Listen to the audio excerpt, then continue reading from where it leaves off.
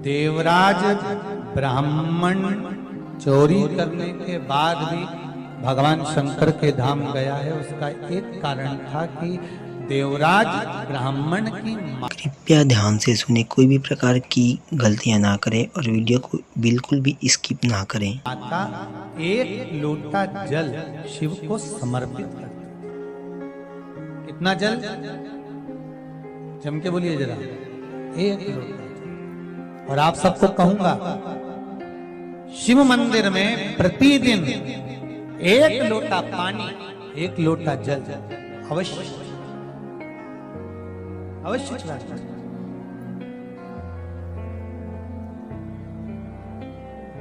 एक लोटा पानी भगवान शंकर को अवश्य। क्या होता है? 3 दोष समाप्त होते हैं एक लोटा पानी शिव जी को चढ़ाने से। 3 दोष। पहला पितृदोष,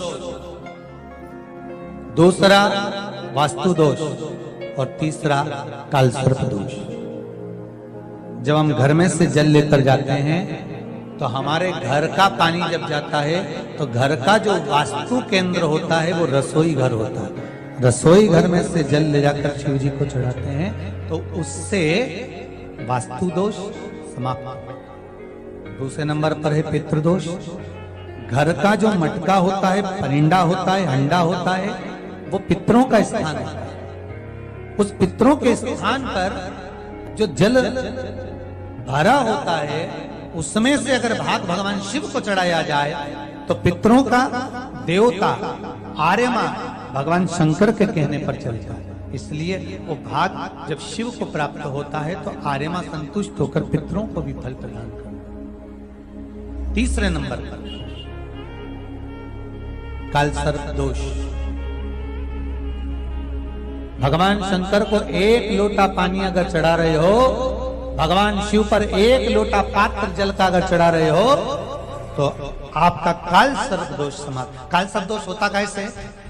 शंकर भगवान का चढ़ा हुआ जल तुलसी जी में चढ़ाने से पत्रिका में कालसर्प दोष हो जाता है। जैसे माँ जो होती है ना, घर की जो माँ होती है, अगर गर्भ में बच्चा है, गर्भ में संतान है और वो शिव जी पर अगर एक लोटा पानी जैसे शंकर जी पर जल चढ़ाया, थाली में सारे भगवान को नेला लिया, गणेश जी, देवी जी, शंकर जी, सारे देवताओं को एक ही थाली में रखकर स्नान कराकर वो शंकर का चढ़ा हुआ जल जब चढ़ाया जाता है तुलसी जी में ले जाकर लोग डाल देते हैं, उससे जो बच्चा जन्म लेता है उस बच्चे की पत्रिका में कालसर्प दोष आ जाता है।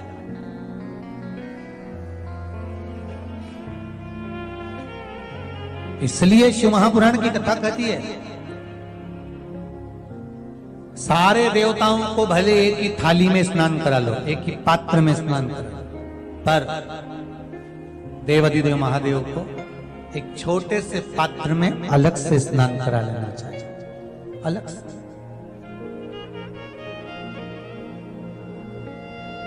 और उस पात्र का जल शिव जी को समर्पित करा हुआ जल तुलसी जी में नहीं डालना।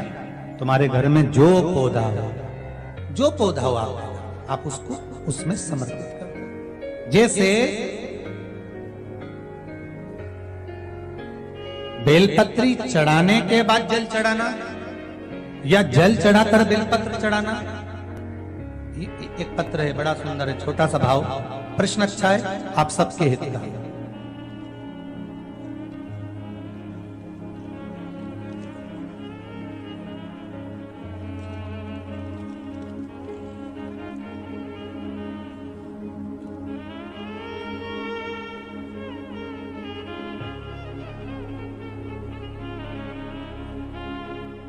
अरुणा जी अग्रवाल जयपुर, झरना जी अग्रवाल जयपुर राजस्थान से इन्होंने प्रश्न किया है, गुरुदेव दूध, कच्चा दूध केवल शिवलिंग पे चढ़ाना चाहिए या पूरे शिव परिवार पे चढ़ाना चाहिए? प्रश्न अच्छा है।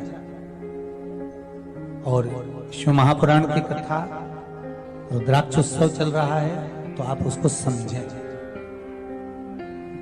दूध केवल शिवलिंग पे चढ़ाना चाहिए या जो शिवलिंग के आसपास में सभी परिवार विराजमान होता है उस पे भी चढ़ाना चाहिए?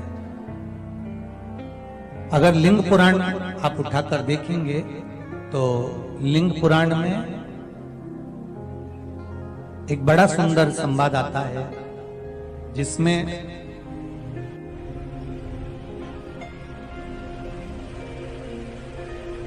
पीले कलर के शिवलिंग का वर्णन है। सफेद, लाल, पीला और काला, ये शिवलिंग का आपको पहले वर्णन करा है। ब्राह्मण सफेद मट्टी का शिवलिंग बनाता है, वैश्य पीली मिट्टी का शिवलिंग बनाता है, क्षत्रिय लाल मिट्टी का शिवलिंग का निर्माण करता है, शूद्र काली मिट्टी का शिवलिंग का निर्माण करता है। काली मिट्टी के शिवलिंग का निर्माण करता है। ये जो वर्णन किया गया है कि उसमें लिंग पुराण के अंतर्गत एक पीले शिवलिंग का वर्णन आता है कि पीला जो शिवलिंग होता है उस शिवलिंग का भाव कितना सुंदर बताया गया है। उसमें व्याख्यान वर्णन में आप अगर पढ़ेंगे देखेंगे लिंग पुराण के अंतर्गत तो उसमें आता है कि दूध जब आप देव अधिदेव महादेव के शिवलिंग पर समर्पित करते हो तो शिव महापुराण की कथा कहती है, लिंग पुराण कथा कहती है, नर्मदा पुराण, स्कंद पुराण, पद्म पुराण, अग्नि पुराण, सारी पुराणे वर्णन करती है। वराह पुराण, ब्रह्मवेत्ता पुराण, ये जितनी पुराणे सब वर्णन करती है कि जब शिवलिंग पर हम दूध चढ़ाते हैं तो केवल शंकर भगवान के शिवलिंग पर दूध चढ़ा देने से संपूर्ण परिवार पर दूध चढ़ जाता है। अलग से हमें कहीं चढ़ाने की जरूरत नहीं, अलग से हमें कहीं दूध ले जाकर चढ़ाने की जरूरत नहीं कि हमें गणेश जी को अलग से चढ़ाना पड़ेगा, देवी जी को अलग से चढ़ाना पड़ेगा, कार्तिकेय जी को अलग से चढ़ाना पड़ेगा या नंदी को अलग से चढ़ाना पड़ेगा। तो जो प्रश्न करा है जन्ना जी अग्रवाल जी ने, जयपुर राजस्थान से हैं, सुंदर प्रश्न करा है। और ये आपको ज्ञात होना चाहिए कि शंकर भगवान पर चढ़ाया गया थोड़ा सा भी दूध जल जो हम भगवान शिव को समर्पित कर रहे हैं वो केवल शिव के लिए नहीं रहता, केवल भगवान शंकर के लिए नहीं है, वो स्वयं 33 कोटि देवताओं को समर्पित हो जाएगा, स्वयं 33 कोटि देवताओं को।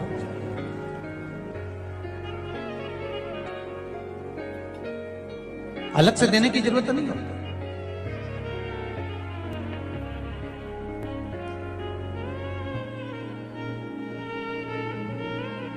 महाराज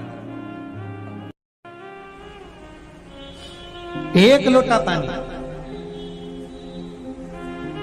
बेलपत्री आप शिवलिंग पर पहले चढ़ा रहे हैं, उसके बाद जल चढ़ा रहे हैं। दूसरा, जल चढ़ाने के बाद बेलपत्र चढ़ा रहे हैं। ये दो अलग अलग क्रम है शंकर भगवान की पूजन के। आप समझ लीजिएगा जरा, ये प्रसंग कभी नहीं आया, आज आया है तो उसको समझ।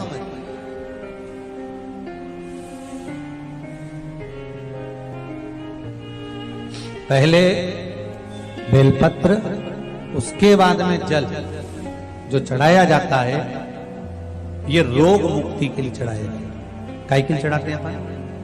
रोग के निवारण, रोग मुक्ति के। जैसे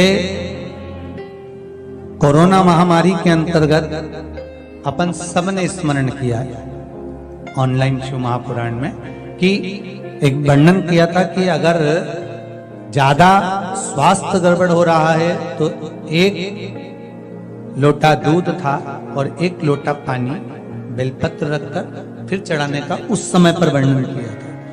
आप लोगों ने, कई लोगों ने उसको किया गया और उसका लाभ आपको मिला।